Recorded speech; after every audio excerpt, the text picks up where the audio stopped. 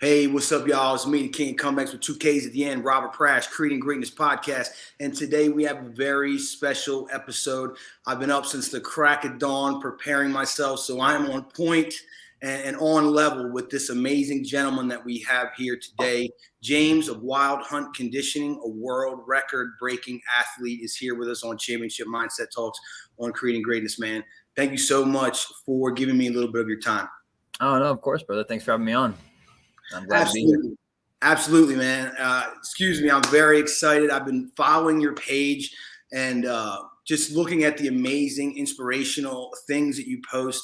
And I asked to have you on here because I believe that part of your journey, and please correct me if I'm mistaken, when I see the things you post, is it's sort of based on a premise that we as humans have lost something, that there's some untapped potential, that there's more to us than what we are now seeing. And that's where the connection between me and you really grew strong, and I asked you to come on. Yeah, no, I think, I couldn't have said it better myself. And I mean, if you look, there's all sorts of examples around us in the world. I mean, look at all the things people do to feel better. They do hard workouts, they do cold therapies, they do fasting, they do all these things. And when you look at what they are, like at their underlying root, they're really just, they're replicating things we no longer have. Like there was a time when we didn't have to get in ice baths because we shivered out in snowstorms, hunting bear, or chasing antelope or whatever we were doing alone. And then there were times we didn't have to design all these crazy workouts because we built houses with stones with our bare hands, or or we were climbing trees and, tanning hides and cleaning game and doing all these things. And so it's like, if you look at things from that perspective, we didn't have to run ultra marathons because we would chase animals for miles on foot.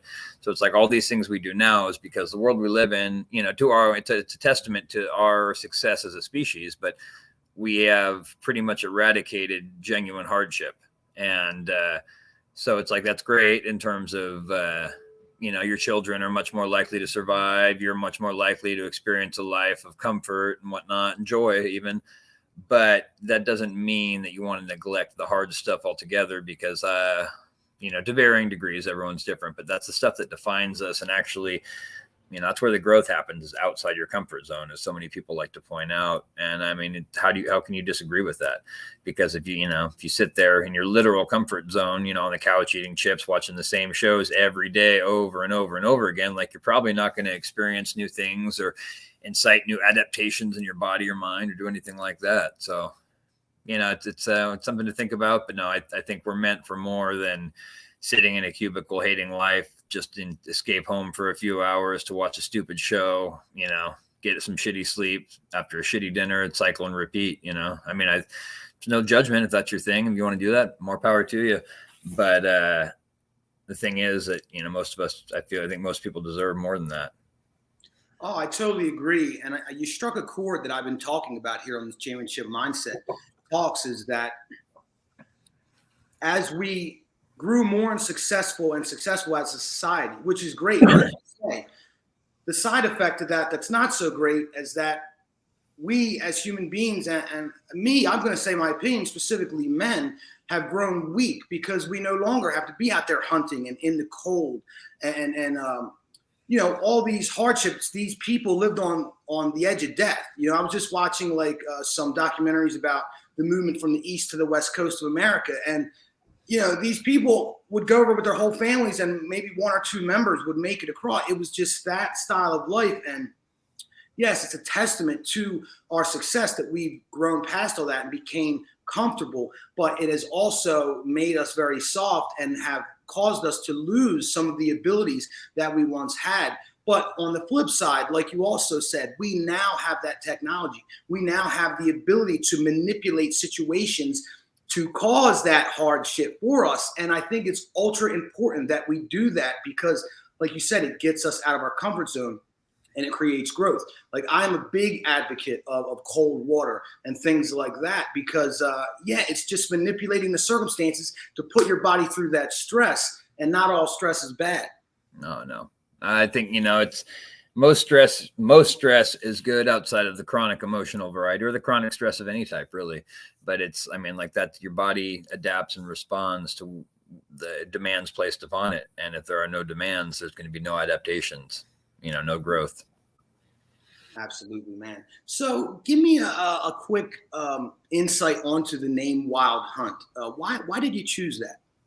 Oh, it's an old European myth about the essentially a host or army of like ghost riders that would track down demons that escaped from hell or lost spirits or anyone. They rode across the night sky. They came with storms. And so it was just a call back to that overall mythology, but that idea of like we march to the beat of our own drum, we do things our own way. We're not beholden to, sponsored, or connected to anyone in any way. And it's just that authentic path of seeking balance and freedom through everything and remembering history and mythology along the way. Man, that's awesome. That's powerful. And I love it. I love your page. I love your content. You did a reel yesterday. Once again, it's Wild Hunt Conditioning. They're on IG. And you talked about seeing beyond the illusion. And it's something that I often talk about on Creating Greatness is like, even myself, I post my highlight reel. I post when we're traveling and we're in Hawaii and Costa Rica and major accomplishment. And that's fine. I don't think there's anything wrong with it. But I do remind people, like, you didn't see the screaming kids on the flight. You didn't see the blood, sweat, and tears. You didn't see the sacrifice that me and my wife have went through to put ourselves in this position. People will sit back and say, oh, you lived a life or you're lucky. And it's like, no, man, you have no idea. And it's sort of the nature of the beast of social media. I'm not going to click a picture on the flight when my kids are screaming, I got one in a headlock, and everyone's going crazy. So I think it's ultra important that you did that, man. And if you could just expand on it a little bit, please do. Sure. No, I agree with what you're saying 100%. And see, the thing is that I think it's important to remember there's two sides to this coin.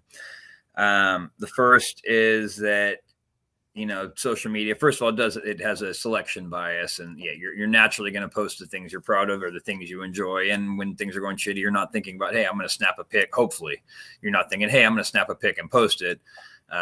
Some people obviously do go that route, but so generally, but like I said, there's two sides of this coin.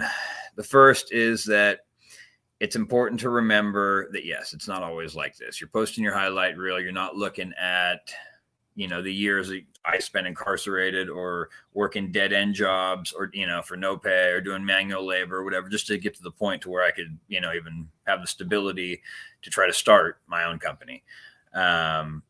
So that's important for sure. But I think it's also very easy to go too far the other way and sit around talking about, I sacrificed this, I did this, I endured this to get here. It gets a little fetishistic for one, but for two, it's like, man, there's people all over the world going through way worse than that. You know what I mean? Like literally right now, numerically speaking, most of the world is suffering more than I am and, running ultras and doing whatever, or that I was working a shitty job, you know what I mean? And not sleeping very much and, doing this and that and juggling these responsibilities. Like, so those are first world problems to begin with. So I've never been big on really fetishizing my own hardships. But again, it's important to remember that's the other side of the coin, because to get to these little highlight reels, you got to go through that shit, So the reel I posted was just a very simple. It was essentially I was I think it was my buddy Tom DeBlas, who's a big guy in the jiu-jitsu world. He had posted something with that audio track. I'm not even sure where it's from, but it was a guy talking about like, this isn't real. Like, remember, you know what I mean? Like, don't trust too much. The grass always seems greener, And that I just thought it was a powerful little audio track. So I put it to a little training reel and threw some music on it and posted it, and just with a simple caption. Like, there was no plug in it, I don't think. It was just like, remember, none of this is real, and remember who you are, which is it always has been my personal mantra. And it's just, everyone has their own little things that they fall back on when things get rough or when they need that extra, reminder to anchor themselves. And for me, that anchor has just always been that simple phrase: just remember who you are, remember what you went through to get here, remember what you've endured, remember what you're capable of doing and enduring, and remember that you're a powerful being and not just a leaf in the wind, Man, well, it was powerful. It was super inspirational. I actually got goosebumps when I watched that. It's exactly what I tune into Instagram for. I Right. very much tailor my feed to only see what I want to see, You and I should. thank you for that. So as we're moving forward with this sort of discussion of of lost ability or untapped potential, I have just a few examples and just want to ask you your thoughts on it. So number one was something that I talked about, a guy in my neighborhood who was a shining example of untapped potential. And I feel like untapped potential it is a tragedy. I don't know if it's the worst crime or whatever, how they say, but I feel it's a tragedy. When I think about this man, I oftentimes feel that. As a guy in my neighborhood who's a drug addict, but he was an ace. He could fix anything that he opened up. And unfortunately, because he was stuck in this cycle of being such an ace and being able to fix anything, he always had money in his pocket to keep him being an addict. And me being a man who was not very handy, not very mechanical, I had very much problem with that. I viewed this man like, man, he's like a genius, but he won't stop using. And then number two was, so that's untapped potential. Number two was this sort of idea I have of, if we as humans could facilitate the taking off the regulator that we very much have. I don't know if it was put in place purposefully or we've grown to lose it over time or gain that regulator, but you hear stories of like mothers lifting cars off of children in that moment of extreme stress and chaos. It like unlocks some sort of unlock potential in their DNA. What are your thoughts on those things?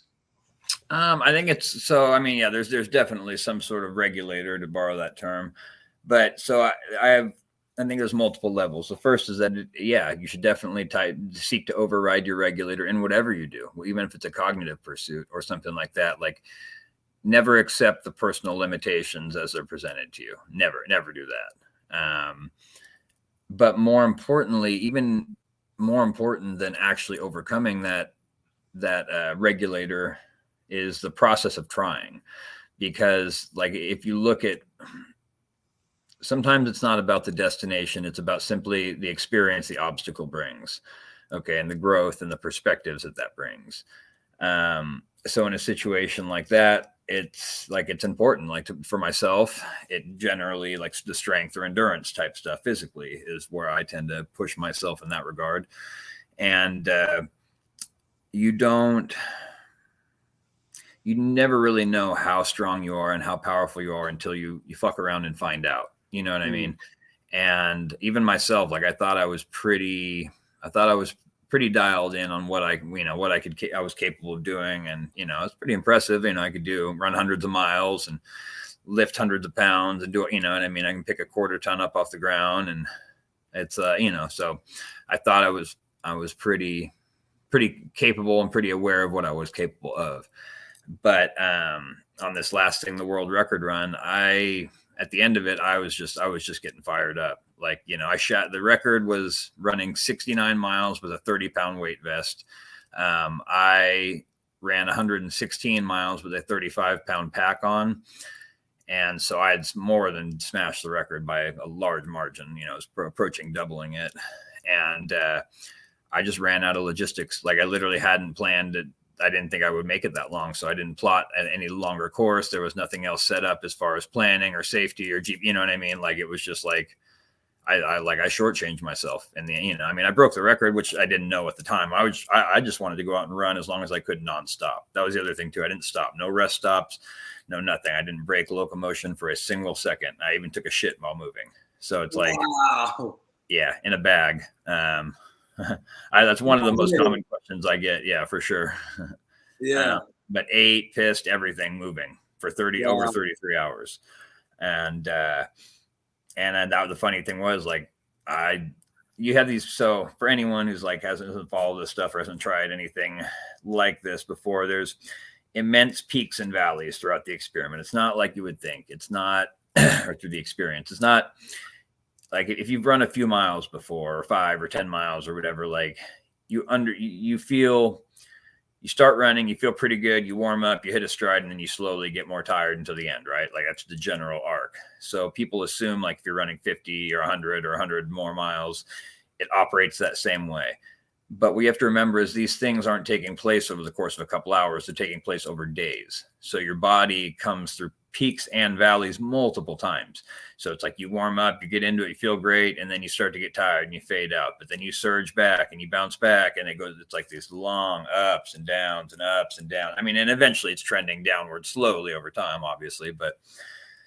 And so as it was, I, on that second day, just really started to hit a serious wave, like a serious peak.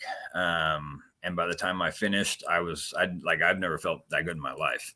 I thought something was not wrong, but I thought something supernatural was going on in that moment. My brain wasn't all there, obviously, but I felt like I could just keep going and going and going. And I mean, of course, it's not literally true, because 10 minutes later I could have been, I could have been feeling just as equally strong in the opposite direction. But what I did realize was oh no, I'm definitely, my cup's definitely not empty. Whatever it is, I still got plenty in the cup, so I shortchanged myself either way.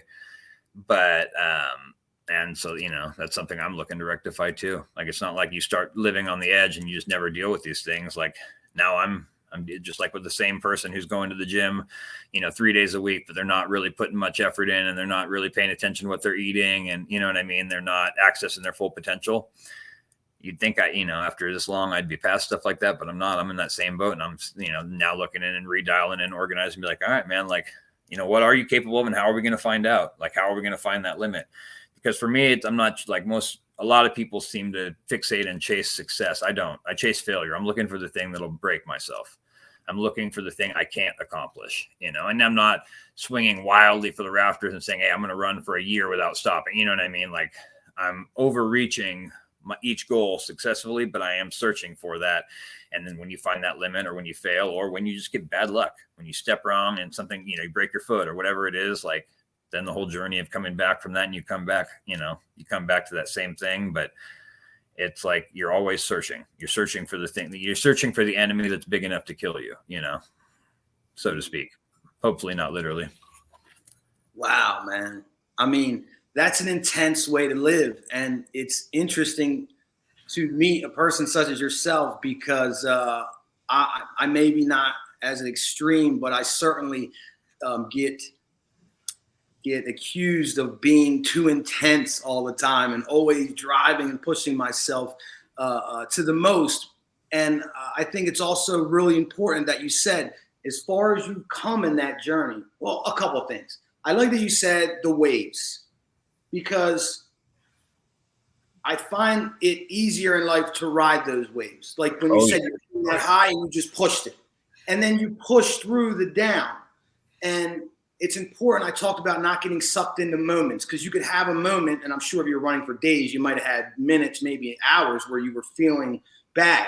Oh yeah. You pushed through those and maybe didn't perform as well, but you pushed through. And then when the rise is up, you rode it as hard as you can to exceed your expectation. So I like that you said that. I find it very true.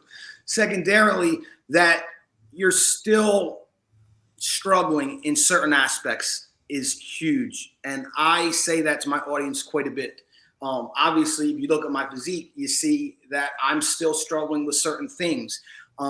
Food addiction was one that I beat here recently, and I beat it by really fasting. Fasting is what helped me do it. I fast 16 hours almost every day now, unless, me and the wife are going out or something.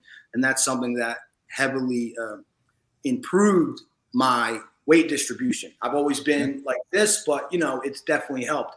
And when you have people that have reached a certain limit and are still looking for ways to improve, or still struggling with things, it lets everyone else know it's okay. It doesn't matter where you're starting at or what you're struggling with. It's just that first step, man.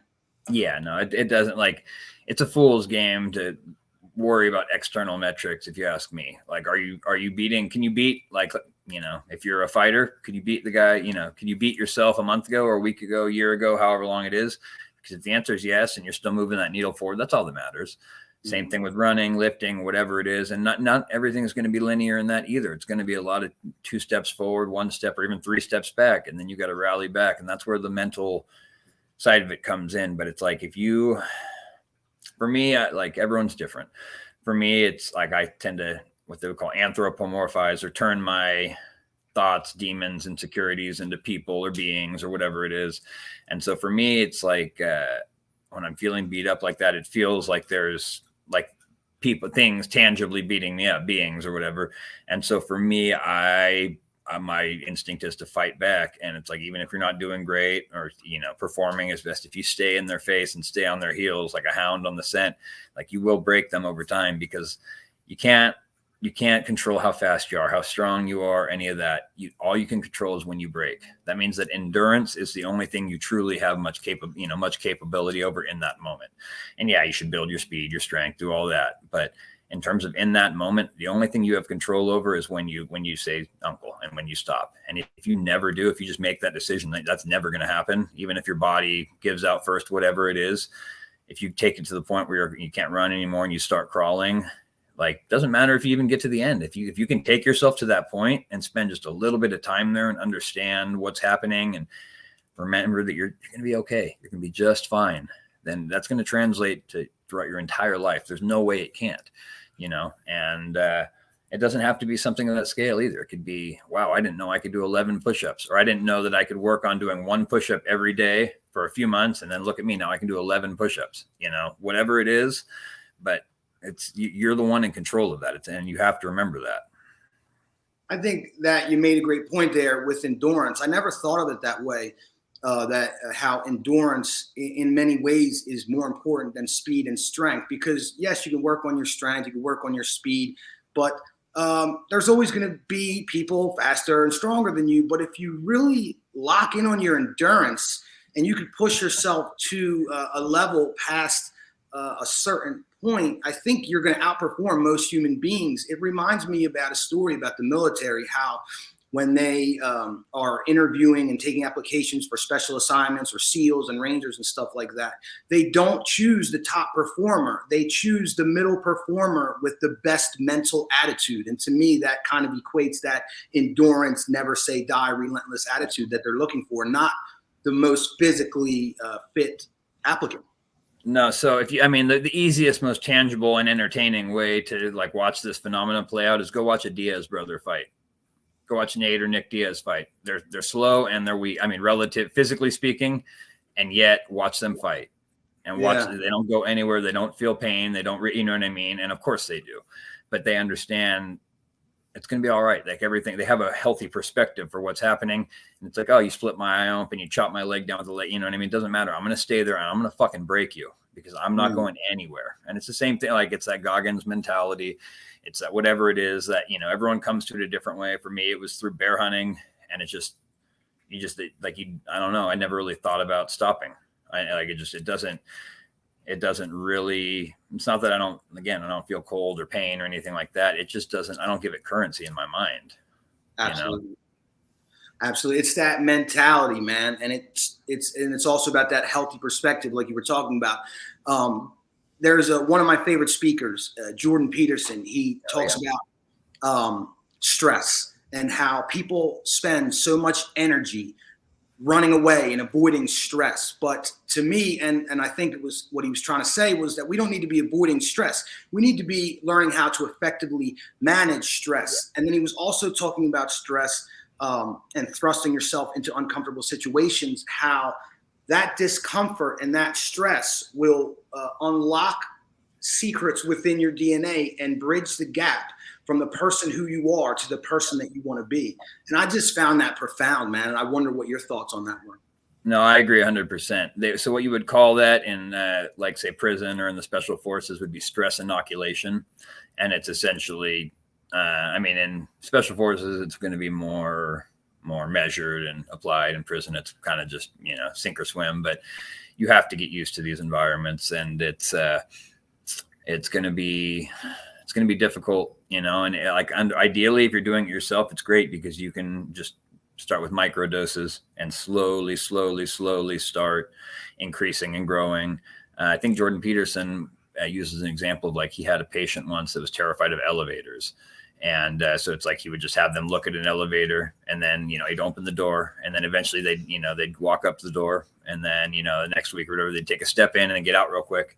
And then the next, they'd spend a few seconds and a few minutes, and eventually they'd close the door and then open it and get out. And it was just a progression, just like you would lift a 1 pound weight and then a 2 pound weight and then a 5 pound weight and then a 10 pound weight and then a 100 pound weight, and it's just these small things. But to a lot of people, it just seems so insurmountable. It seems like such, climbing Everest, but it's a series of steps. And 5 years from now is still going to be 5 years from now. And you can make the decision whether you want to do a little bit each day and end up a completely new person in 5 years, or whether you want to continue to sit on the couch and eat chips and watch the same reruns over and over again and be the exact same person you are in 5 years.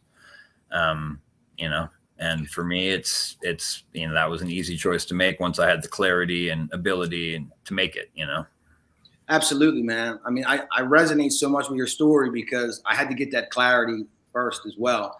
But once it was there and I started seeing results and becoming better and my life started getting easier, it really became my new addiction of just self-improvement. And seeing that it is just that, man. You don't have to jump in and be able to do 100 push-ups and 50 pull-ups like I can do now. I started having to have someone hold my knees to do pull-ups. I had to start by doing push-ups on my knees. I was 273 pounds at 5'3", now I'm 195. So that's awesome, man. Congrats on that. Thank you. It was a progression, man. And I started by just stop eating Twinkies, just that. Did everything else. And then, 6 months later, I just stopped drinking soda. And then 2 months later, I just started drinking more water. So it's just slow and not getting addicted to the destination, but getting addicted to the journey. And that's how the maintenance happens. Because you're there and you're there and then you go, okay, you're staying there because that's part of your journey now. Yeah. I mean, that's how it started for me. The self-improvement initially I wasn't chasing any of this. I just wanted to get back to the center, get back to normal. I was like, hey man, it'd be great if I could just not be addicted to heroin and not be robbing people and drug dealers. And it's, it'd be great if I could just not be incarcerated and addicted or in a fucking methadone clinic or, and eventually it's just like, and then I kept chipping away and eventually I was sober. And then I was just a sober construction worker. And then I had a girl and then, you know what I mean? And then eventually it was just, but why stop there? You know what I mean? What was I going to figure? Okay, that's good. Yeah, I'm good. I'm, why would I do that? I'm going to be mediocre now. Yeah. So it's like, once you're back to center, you're like, oh dude, I'm not, I don't owe the penal system $35,000 in debt. They're not garnishing my wages. And, people aren't looking at me like I'm just an ex-con and won't give me a job. And I don't have to stand in front of Home Depot half the day, just try to get a $10 an hour gig helping someone fix their pool or, eventually you have a little bit of time and schedule and routine and regular. And you can go to the gym every day before work and still get to work on time and, handle all your shit. And then you can do this and it just builds from there, man. Discipline creates freedom. It weird. Does. It really does. No, Jocko's right about that. Oh, I want to talk about Jocko real quick too, but I first want to open up the discussion. I wasn't going to. I had actually no idea that was part of your journey, but people that listen to Creating Greatness know very well that I was a walking train wreck. I did 6 years in prison. IV drug user, robber, stealer, thief. Cretin, coward, all those things. Yeah, you and me both. Yeah, and all of the above. It is an absolute pleasure to meet your acquaintance, man, and it's an absolute inspiration. And that you have the same philosophy that I did, and it was found through the journey. It wasn't something that I predetermined. I got to the point where I was just not committing crimes, and I was sober, and I was mediocre. I was a productive member of society. Right. And the same thing that you said, I said to myself, well, really, now that I got that clarity, this shit's kind of easy. So why would I stop here? Why would I just, I stopped being, a piece of crap. Why would I stop now at being mediocre? I'm just regular. Like when obviously I have the capability to do way more. So now I have this opportunity to live two lives. This one of this, this darker side of existence. I've seen it all. And now I get to live in the light, man. But the best part about those two things is I can embrace both parts of myself, integrate them, and become like exactly who I am, man. And it's just an amazing, beautiful thing. I remember it every day, where I've been, where I come from, and the joy and the peace that it gives me. It just gives me just so much more love and peace and joy, knowing that a fellow human being who've experienced the depths of humanity that I've seen is now like up here on top and winning, man, and exceeding expectations, dude. I just love it. You're fucking awesome, brother. I appreciate it, brother.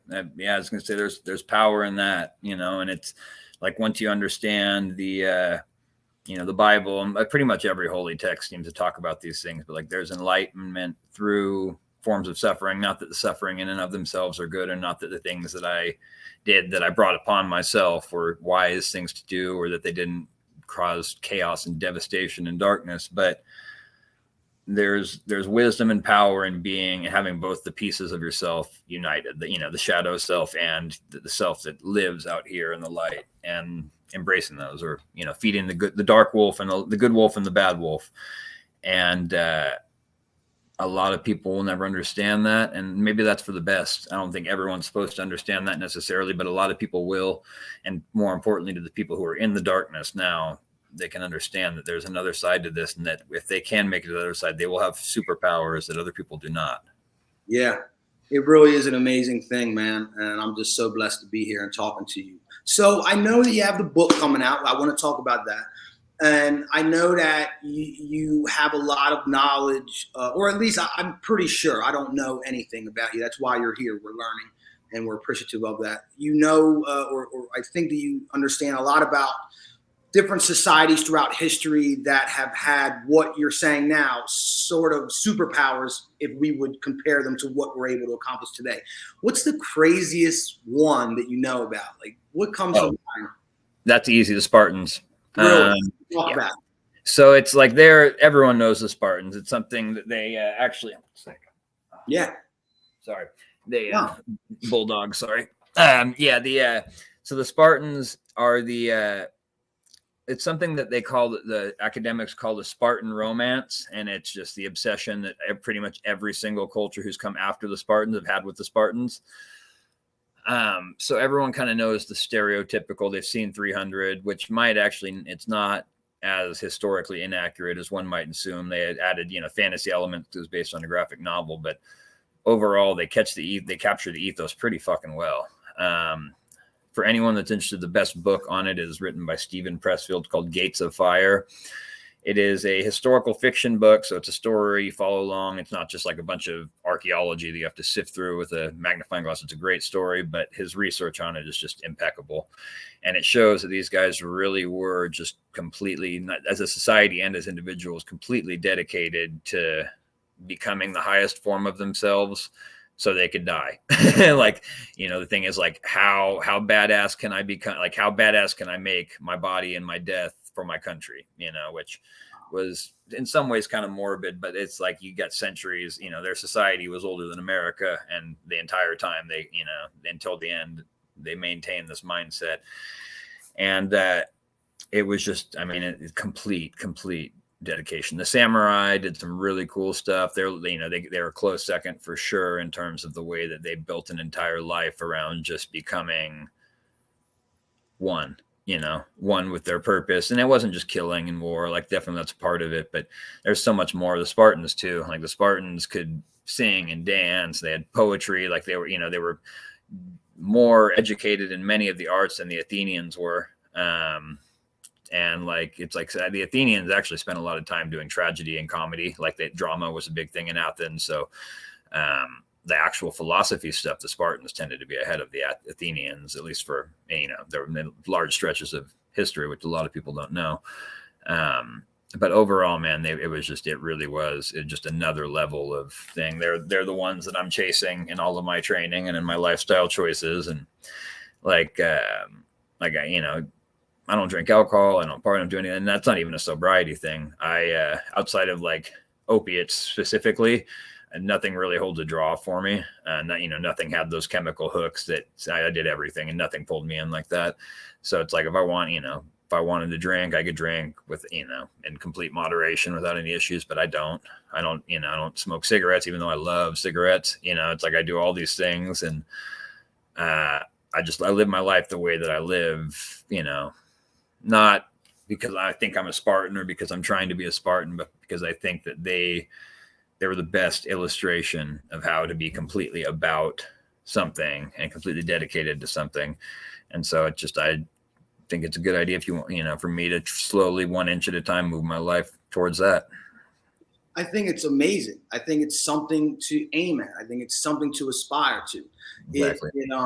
One thing that I like about the Spartans and the samurai that you mentioned is that it was not just physical pursuits. It was a balance. It was creativity. It was music. It was intellectual pursuits, as well as the physical aspect. And it's something that I'm much working on now. I'm 43, so it's like, well, let's sharpen everything, because the physicality doesn't last forever. Like, let's continue to hone that as hard as you can for as long as you possibly can. But if you sharpen everything else, you're aging like fine wine, brother.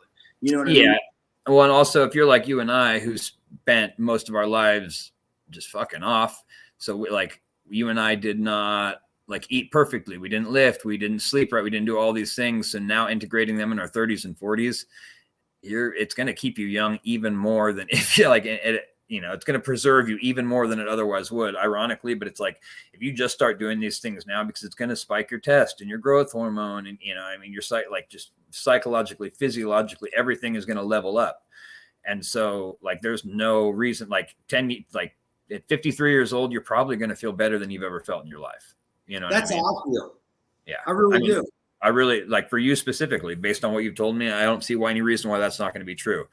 And get your levels checked every year. If your test drops below 400 or 300, get on some TRT just to maintain that 30-year-old test level and not deal with all the steroid side effects and shit. Just keep the joint health, the brain, the body, everything. But there's no reason at 53 you can't literally feel better than you have in your entire life. I do at 35. Yeah, I hear you, man. And I got some tricks to that testosterone thing, man. I will never get on any sort of testosterone, any synthetic. I take Kangat Ali. Yeah, the Fedosia agrestis. You take that too? I don't take that. It's pricey. Is it? I found some. I don't take anymore, but I remember when it first came out, I was kind of new. They had some combos on Amazon, and if you combine those two together, it potentiates both. And then so there's that's a great thing. But honestly, the biggest impacts is consistent resistance training. The sunlight thing is big. The sleep thing is the biggest thing is sleep. I'm big on sun and sleep. Yeah. So and then it's I don't really take many supplements, but for sleep, I've always struggled with it. So I take magnesium at night, and I take glycine too, because it does help kind of something. It's just a simple amino acid, but it helps downregulate a lot of the neurological activity at nighttime, which is an issue for me. Yeah, that answers one of my last questions before I want you to talk about the book was, how do you feel about supplements? I mentioned Tangat Ali, and the other one that I take regularly is lion's mane mushroom. I try to keep it very minimal with supplements, and when I do, I focus on whole food ones. You have to be very careful with supplements because if you read the ingredients, you'll see that the supplement's a nasty game, man. So if you're not getting raw or organic or pure, you really have to be careful. I've Googled some things that were in some stuff that I bought accidentally, like magnesium stearate, which is wood pulp that's been known to cause rash and stomach ache and all other things. So it's a cheap form of magnesium. Yeah, I'm going to go ahead and skip that one. My wife takes magnesium as well, and she finds that very beneficial for her sleep as well. And as far as the Spartan thing, I think it's awesome. I don't think there's nothing weird about it, because I'm going to be weird right now and say that for the longest time I've identified heavily with the Viking culture. I don't know why. Oh, yeah. And me too. I in the shows, the books, the history, the exercise. I mean, they'd be a close third. They just give me something to aspire to, but to move into something a little bit bigger and a little bit greater than specific cultures, I find it interesting as it compares to thoughts on God. And if you ever listen to Andrew Tate, he has a speech about God, whether it's real or not real. And what he says is that if 1,000 men are shooting for God because they believe in God, and it makes them be good and righteous and just and benevolent and kind and good humans, then God is real. So if you're not one for God and you aspire to be like one of these great civilizations of the past that know things that we no longer know and have aspired to things that they've accomplished things that we no longer can accomplish, then it's real and it's good. I would agree with that. I've never been particularly religious myself, but I did become Christian or convert to Christianity last year, pretty recently. So I've been studying a lot of this stuff more, just as that. And I've never been preachy and never in general, not just religion. I think I'm big on everyone living their life the way that they want to live. But for me, that was, it came down to the fact that I was already pretty much living like a Mormon in terms of just my day-to-day lifestyle. And so not that I am Mormon now, but, I think these things are a lot more subtle and nuanced than we're willing to understand or, until we really sit down and examine them. But I'm not a theological expert or a biblical text expert or anything like that. I know what it feels like to watch a child play with a puppy, and I know what it feels like to watch someone I love die. And so I know that light and dark are real things, tangible things that exist deep down in us all. And that's all I need to know. I don't need to know any of the specifics about God, the devil, any of that, whether they're people or energy or universes or whatever. Not my business. My business is how I can be a better man for myself, my family, and the people in my life. And I think that, studying spirituality and whatever your particular flavor is a great way to do that. There's a reason that thousands and thousands of years of cultures have had these things. And it tends to be the bad examples that rise, the Inquisitions and the, witch burnings and stuff that always rise up, or, 9/11, whatever it is. But I think it's important to remember that the most toxic part about religion is the people, not the religion. Like these spiritual ideas, they're there to teach you, they're blueprints for how to live a more fulfilled existence. Don't be a glutton, don't cheat on your wife, don't murder, don't steal. Like those aren't religious ideas. Those are just basic human, tenets. And if you want to ignore them, then go ahead, ignore them. But you're going to be the one that pays the price, not just the people around you. It's going to be you more than anyone. So, whatever gets you there. But for me, the pursuit and purity of chasing a path and knowing what that feeling is and that authentic pull towards that light, for me, that's everything I was already doing. So to me, it wasn't a big jump at all. No, absolutely. I think everyone's journey is absolutely unique, but there is that sort of general path, no matter how you take it. So we were talking about Jocko, and this is the last question I want to ask you before we just get into the book and you talk about the book, you talk about anything else you want to talk about before we get out of here. I know you're busy. I'm busy. So once again, super appreciate it. I was watching a clip of Jocko talking, and the interviewer says to him, what would be your advice to, and we've kind of talked about a lot of it already, but I just thought it was really funny because we sort of talked about a lot of those things. He says, what would be your advice to an aging man who is becoming ever more aware that he's aging? And to me, it meant like, he's sore, he's feeling tired, this, that, and third. And Jocko looks the guy in the face and go, it's pretty simple. Get off the couch, stop watching Netflix, stop eating junk food, and get to work. Yeah. And I just like I laughed, but I clapped. I just go, the guy ain't wrong. No, he's not. The only thing I would add to that, just like put yourself in the best possible, do all that and put yourself in the best possible position to succeed. So 2 basic things I would tell that exact guy in that exact situation would be get yourself a good joint program, just basic prehab, or start watching 10-minute yoga videos on YouTube or whatever.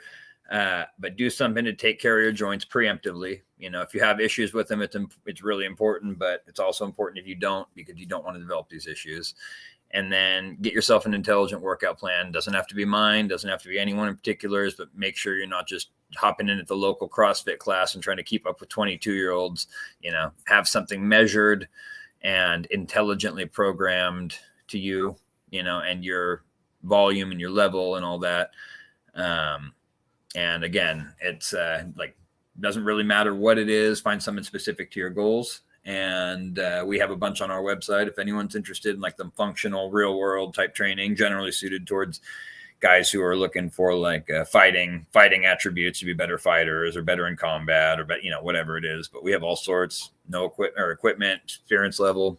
So but it doesn't have to be that, man. It just has to be whatever something intelligent, and balanced. And then but yeah, I would agree with that.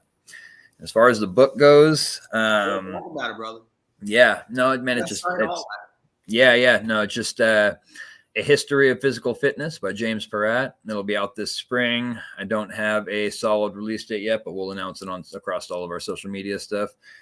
But it's just going to be like a bunch of collections of shorter. You're not gonna have to read some long drawn out essay or whatever. It's going to be like a lot of short stories about training, individuals training. So Muhammad Ali, Hickson Gracie, cultures like the Spartans or the Raramuri, who are like this ultra running tribe from northern Mexico who basically retreated into the mountains when the Spanish came centuries ago, about almost 500 years ago. And they just live up there, but the elevation is super high and all the settlements are so far apart and they don't have like horses and there's no roads or anything. These people just became amazing runners and they just run hundreds of miles, like the messengers and the couriers and even the average people going to visit relatives and stuff will run hundreds of miles in just these little sandals from settlement to settlement. And there's there's like the real life Aquaman in the Pacific who are, the Bajau sea nomads who've lived at sea for so long now that they've begun physiologically adapting to it with their oxygen carrying capacities and their spleens and their lungs and brains and all sorts of cool stuff. So it's like, we'll go into all of that. And it's going to be, it's going to be great. It's just, I have so much research and stuff that I can't fit into social media posts or I can't, dump out in any creative or, constructive way. So I figured the book was the big step. So it'll be up on Amazon and on our website before long, sometime this spring. We're closing in a rough draft as we speak, actually. Awesome, man. We are looking forward to it. And can you drop the website? Oh yeah, just Google it's Wild Hunt Conditioning my Shopify, or just Google Wild Hunt Conditioning, and we'll pop up as well as other, our website with all of our programs. We've got podcasts. We've got a YouTube channel that we posted some stuff on, but it's just now about to launch into a proper channel. And yeah, man, got all sorts of cool stuff coming out. So if any of this stuff vibes with anyone, then definitely come check it out. Awesome, man. Well, it does for me, and I'll definitely be checking out. I'll be keeping my eye out to your page on IG, Wild Hunt Conditioning, for that spring drop date, man. I'm looking forward to it. I'm interested in it. Oh yeah, brother. Looking forward to maybe collaborating some more, man. Thank you so much, dude, for taking some time. I know you're busy. Any last words? Oh no, man. Thanks for having me on. I appreciate it. Hey, thank you. And thank you all for listening to Creating Greatness.